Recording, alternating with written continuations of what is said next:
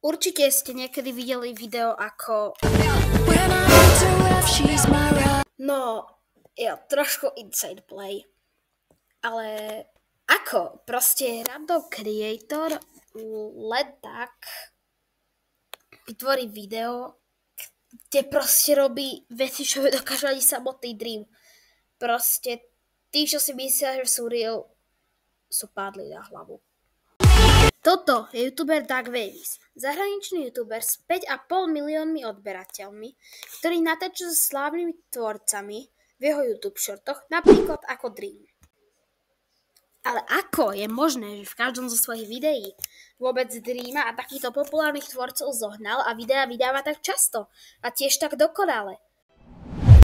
Doug Davis používa príkaz tick rate. Pokiaľ neviete, čo je to tick rate, tak vysvetlíme to rýchlo. Takže za 1 sekundu sa v Minecrafte odohrá 20 tikov. To znamená, že pokiaľ dám svoj čas na 10 tikov, tak to, čo by sa malo odohrať za 1 sekundu, sa odohrá za 2 sekundy. Takže prakticky Doug Davis si spomalí svoju hru, aby dokázal robiť tieto insane playe a potom ho v editovacom programe proste zrýchli. Zvuky síce budú zrýchlené, ale tie nápravy tiež. A takto vytvorí video. Jedna z otázok na začiatku videa.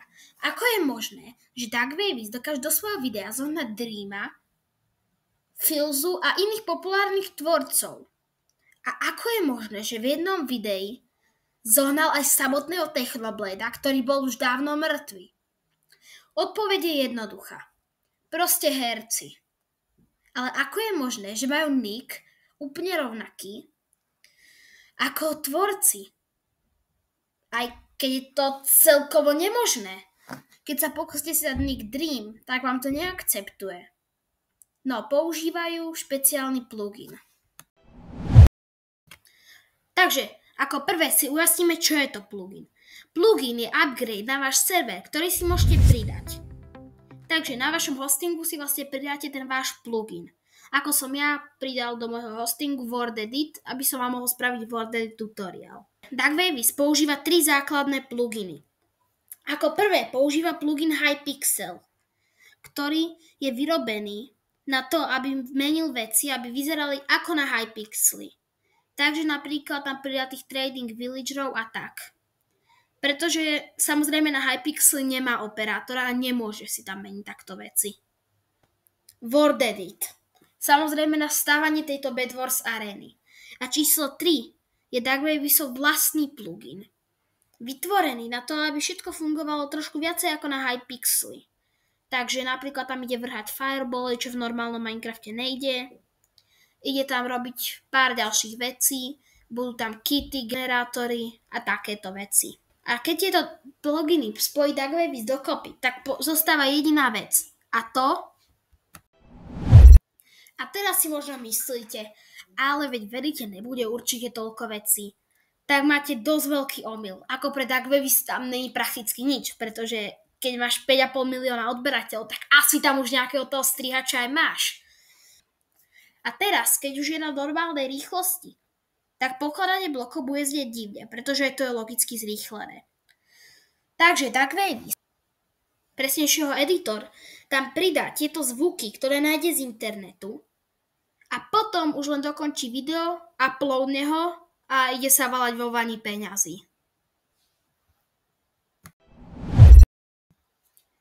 Takže na záber tohto videa sa porozprávame o Doug Davisových príjmoch. Takže pravda o Doug Davisovi je to, že za to, že klame svojim fanúšikom, má celkom dosť vysoké príjmy. Je to tiktoker a youtuber. Na YouTube má vysoké príjmy, pretože 5,5 milióna odberateľov. Tam už nejaké tie peniaze sú, ale keďže je short screen, až také vysoké. Ale na TikToku je to už trošku rozdiel, pretože na TikToku za každých 1000 zhľadnutí ide 1 cent, alebo tak nejak. A na TikToku je trošičku viac tých zhľadnutí. Takže Doug Davis sa proste na konci dňa povála vo vani peňazí, užíva si a tento short si svedomí uploadia aj na ďalší deň. Proste treba si uvedomiť, že toto není úplne vhodný prístup k youtuberingu ale očividne mu to vychádza a my proti tomu nemôžeme nič robiť. Tieto vysoko editované videá sú strašne ťažké na vyrobenie, takže budem veľmi rád, ak dáš aspoň ten odber.